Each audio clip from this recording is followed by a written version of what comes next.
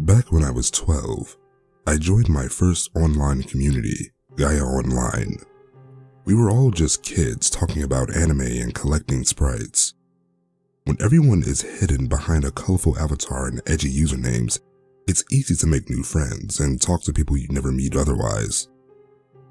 I live in Europe and made tons of friends from all over the world back in those days. Australians, Canadians, Koreans, all kinds of people. As months turned into years and Gaia Online grew further and further away, only one of those friends remained. Jacob. He lived up in Manitoba, in the outskirts of Winnipeg. Despite a huge time difference, we usually met up online for an hour or two every day. We played MMOs together, started a guild. Time difference actually played to our advantage as we could take turns moderating most hours of the day. Over the years, I moved on to study journalism and stopped having time for gaming. Jacob went on to get a dental degree. That hour a day became an hour a week, then a month, and when I turned 25, I realized we hadn't talked for a year. I liked his Facebook posts, but that was about it. A face I used to know. Last year we reconnected. I stayed up until midnight and caught him just after dinner. We talked about the guild, which is still run by people we took in, and where life taken us. As we talked, I asked him about why he wanted to be a dentist. It wasn't something I even thought about asking, it just seemed like something you ought to ask. Apparently, I never asked him about it before. Most people didn't. Most people just assumed it was because of his dad who'd been a dentist. Jacob told me that he himself, like others, assumed it was some misguided family business thing.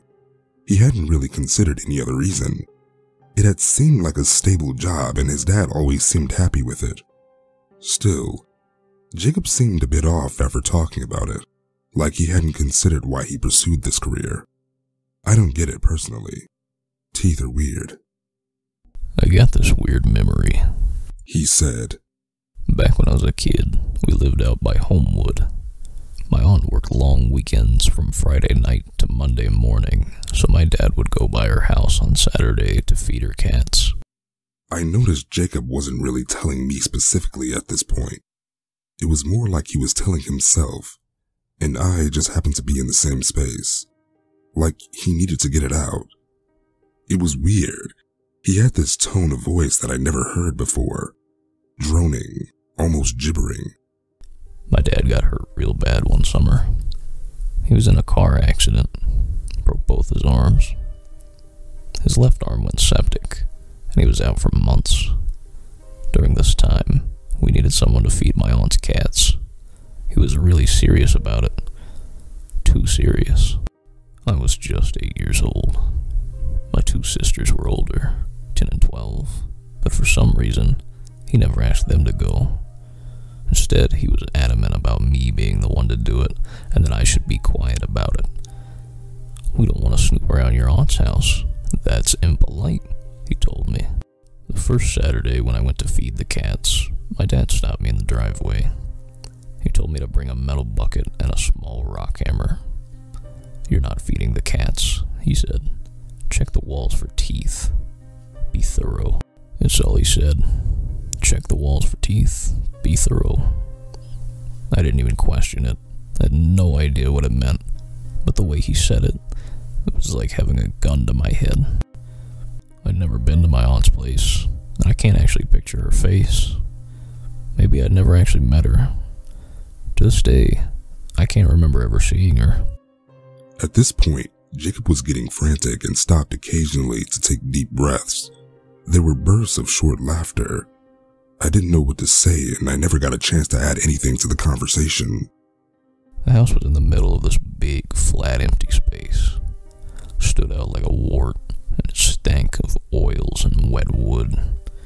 Not a speck of paint left, just naked planks and concrete. Even the house key seemed out of place. One of those big iron chunks that stained my fingers with rust. The inside was even worse. Bare walls with curled wallpaper. Everything felt wet. Soft floorboards. The whole place seemed abandoned.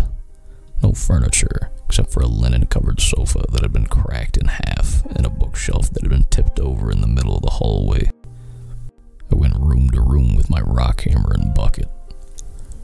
the back rooms, I saw them for the first time.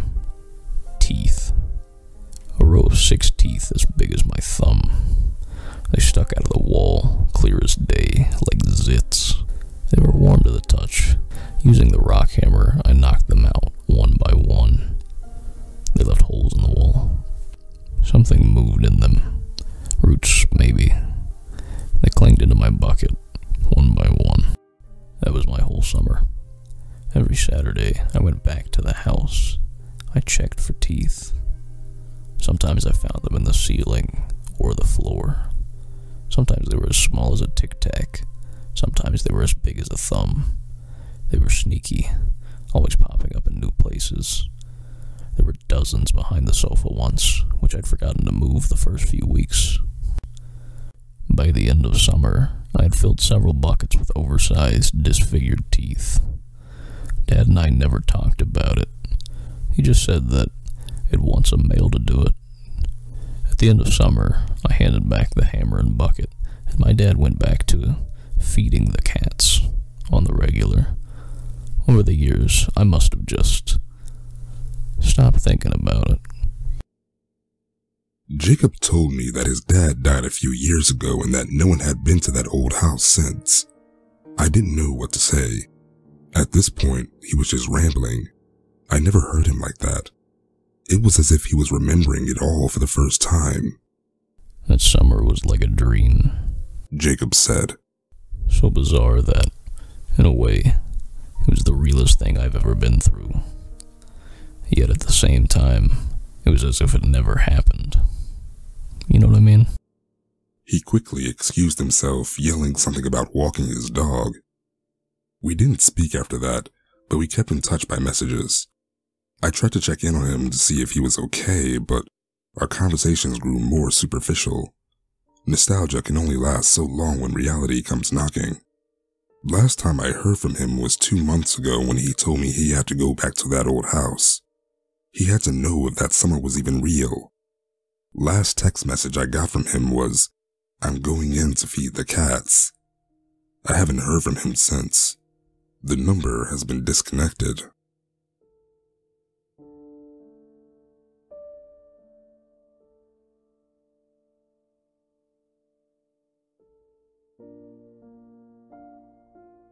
I wanted to go see Jacob myself, but with Europe lagging behind in vaccinations and travel restrictions still being in full effect, there isn't much I can do.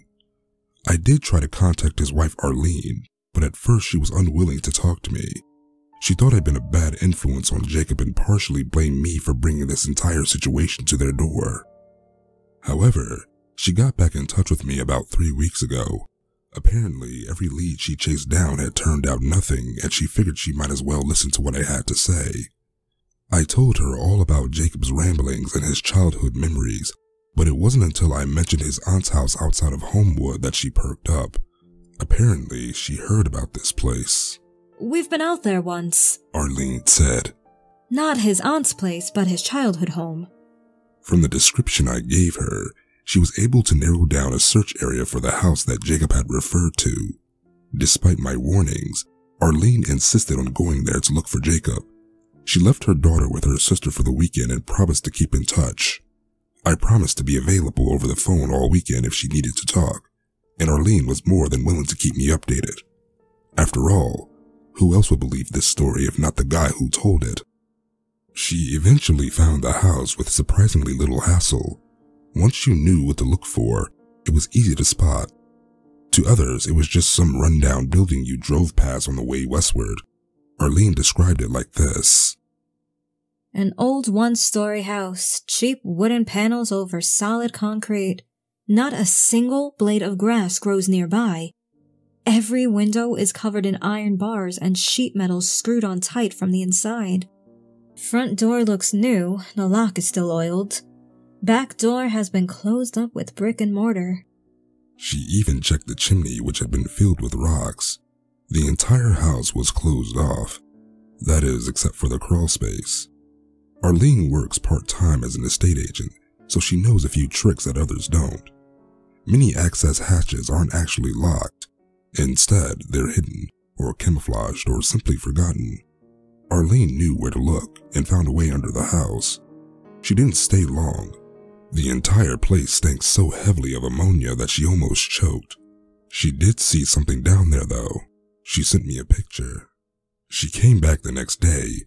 Using a hammer, she started breaking into one of the back windows. She couldn't bend the iron bars, but the wood itself was partially rotten, so it gave way without too much hassle. Once she started working the frame, she noticed the same thick ammonia smell coming from the wood itself. I can't stress this enough, she told me. It was nauseating, disgusting. An hour later, the cops came. It wasn't the best idea to try to break into a widely visible house in the middle of the day. She was accused of trespassing on private property and interrogated. As Arlene explained that she was looking for her husband, there was an immediate attitude shift. The officers asked Arlene to describe Jacob and became apparent that they knew who she was talking about. John Doe, they said. Yeah, that's him. Arlene was taken to the holding cells. She recognized Jacob immediately, though he looked like he'd been through hell. He was wearing the same black jacket he'd worn when he first left, as well as the same jeans and shirt. One of his shoes were missing, and his hair was frizzled and dry. There was a hint of ammonia on his breath. He didn't even look up when I hugged him, said Arlene. He just sat there. Jacob been through some sort of trauma. The officers had found him sleepwalking down the main road, leaving droplets of blood from his shoeless foot. They tried to talk to him or find some sort of identification, but there was nothing. They did manage to bandage his foot, but wasn't sure what to do with him. They weren't even sure if he slept since they found him a few days prior. Kind of like the lights were on, but they're dim, Arlene explained to me. Nobody's home. After Arlene identified Jacob, he was immediately taken to a nearby clinic. He was carried outside as the officers couldn't get him to move voluntarily.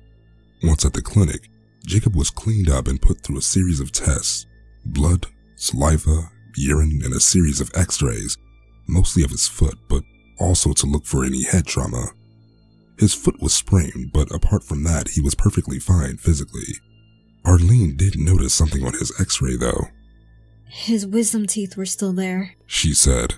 They shouldn't be. He had them removed 1 year into our engagement.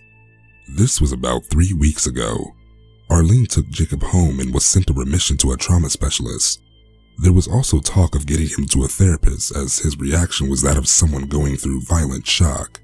I also made an appointment with the dentist to check out his wisdom teeth. I've never heard of them growing back. That just doesn't happen. Arlene explained how odd it was to have Jacob back home. He didn't react to seeing his daughter at all, and his behavior was completely unnatural. He'd sit completely still an entire night, only to suddenly burst into action. He'd run into the bathroom only to stare at his mirror image. Then he'd lumber back to the couch or bed and stare at the ceiling. Sometimes he moans, explained Arlene.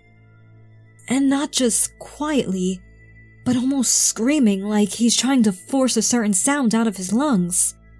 It was all too much for her daughter to handle, so she was sent to stay with her grandparents until her dad got better. The specialist couldn't find anything. There was no damage or trauma to the head, and both hearing and sight was intact. Jacob still reacted to sound and light, he just didn't seem to care. A therapist didn't do him any better. There was just no way to get him to talk. You could get him to focus on your finger if you held in front of him, but he quickly lost interest, explained Arlene. Dim lights. Nobody's home. Finally, there was the dentist. They got there early in the morning and were the first patients of the day. All he knew was that Arlene had questions about Jacob's wisdom teeth and wanted a proper examination. As soon as he opened Jacob's mouth, he flinched. Hyperdontia, said Arlene. That's what they call it. Jacob had severe hyperdontia. In layman's terms, too many teeth. Almost an entire second row of teeth. Canines, premolars, molars. Pretty much every kind of tooth except incisors. They also noted that his tongue was completely dry and covered in canker sores. Dozens of them. Also severe discoloration of the gums. This was just a few days after the x-ray taken at the clinic. There was no way someone could grow a set of teeth in a matter of days. Teeth don't just come and go as they please. There were now so many teeth that Jacob's cheeks were looking a bit rounder, and he couldn't open his mouth without making clicking noises. The same kind of noise you get when you crack your knuckles. A week passed and nothing seemed to improve. 2 rows of teeth became 4. Some teeth were shrinking, some growing. Jacob couldn't properly close his mouth and his jaw was slightly misaligned. He grew a thick underbite with one canine poking holes in his upper lip. His breathing grew heavy. Arlene did her best to find a specialist, but there were too many questions about Jacob's condition. No one accepted such a thing as spontaneous hyperdontia could even exist. He started to stink, Arlene said. Ammonia. She tried to wash him, but it was hard to get him into the shower. The best she could do was get him into a bath. Arlene had to stop washing his head as Jacob would just inhale water without a second thought. The instinct to hold his breath was simply gone. His breath started to sound like a gargle. Just a few nights before Arlene last called me, Jacob had one of his fits where he burst into action and ran into the bathroom. This time it was different. He made these awful retching noises, like a cat coughing up a fur ball. The entire sink was filled with scattered teeth, more than 2 dozen. Blood ran like a stream freely from his mouth. Arlene dialed 112 and tried to stop the bleeding by stuffing his mouth with a rag. Jacob didn't react, but his breathing got instantly better. His jaw was realigned. Every single extra tooth had just popped out on its own. After a short trip to the ER and staying the night, Jacob was discharged. He was healing surprisingly well. Arlene had been up all night, so when they got back home, she fell asleep on the couch. At this point, she was completely spent, weeks of pent-up anxiety taking its toll. She woke up 11 hours later. Jacob was sitting next to her on the couch, smiling. He actually said good morning. Not a word for weeks, and suddenly, good morning, and eye contact. The lights were just back on all of a sudden. And things seemed to have gone back to normal overnight. Jacob was feeling much better, but agreed that he should probably not go back to work for a while. He'd been in some sort of fugue state and he couldn't explain it. He was back to his old self, although a bit sore from his mouth wounds. Sure, they were healing up impossibly quick, but his oral hygiene had been lacking for quite some time. His gums were still discolored. Things started to return to normal. This was just a few days ago, Arlene explained. I was ready to put this all behind me. I wasn't even going to call you, but there was one thing I couldn't ignore. What happened to the teeth he spat out? I didn't clean them up. Even with his daughter returning home and life going back to normal, Arlene swears there is something odd about Jacob. Sometimes he gets up in the middle of the night and she can hear him opening and closing doors. He puts on wool socks to make less noise. At one point, she could hear him moving furniture around. 2 nights ago, Arlene pretended to sleep as she watched him sneak into the kitchen. He'd crawl under the sink and gently hammer something quietly. Instead of confronting him, Arlene checked under the sink the following day. I know, this sounds crazy, just crazy, Arlene said. There were teeth underneath the sink. Dozens of them, gently put in place with a small rock hammer. Arlene has no idea what to do, and I don't know what to tell her. She thought this nightmare was over, but things are getting worse. She recently found a tooth in the garbage disposal, and they have multiplied underneath the sink. Her daughter stubbed her toe on a canine while getting ready for school the other day. The teeth are back in the walls, and Jacob is putting them there. He's putting teeth in the goddamn walls.